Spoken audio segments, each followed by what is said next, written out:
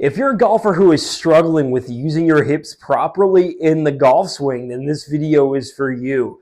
By the end of watching this video, you're going to have the tools you need in your toolbox to properly implement your hips and fire the lower body like all great tour players do in your golf swing. It's about properly creating power, using ground force reaction, and knowing how to properly sequence your body for that effortless motion that everybody wants in their golf swing. The first thing we must do is break down what we're trying to accomplish with our lower body. As we turn and get into a loaded backswing position, the first move of the downswing is a slight hip clear. With that upper-lower body separation, that's going to allow you to shell the club a lot more easier. However, as we work desk jobs and we have other mobility issues in our golf swing, this can be tough for some people. The first thing I want to suggest to you, if you have problems firing your hips, is to just open up your foot about 20 to 30 degrees more at the target. This is going to mobilize that hip joint and allow you to get that belt buckle pointed more at the target during impact. That's step one. Step two, let's start to ingrain the proper muscles so that when you go on the golf course, you know how to fire your hips. What we're trying to accomplish with our lower body in the golf swing, from a loaded position, we are first doing an initial shift. That means my body is moving a few inches towards the target to begin my downswing.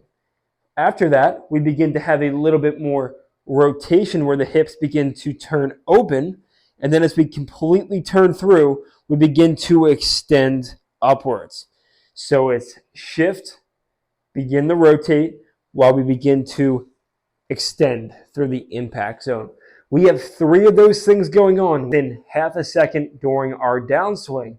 So you're probably saying to yourself, how can I help master this motion if the downswing is only to a quarter of a second? What you can do is this three-part drill right here. Turn to the top, shift, rotate the hips, then finish over that left side planted. A really good swing thought for you, if you still have problems syncing up the mind-body connection, is to allow this left kneecap to begin your downswing and to let your hips fire with this swing trigger right here. If you load to the top of your swing, your downswing move should be to have this left knee move counterclockwise, which is automatically going to shift your hips a bit this direction.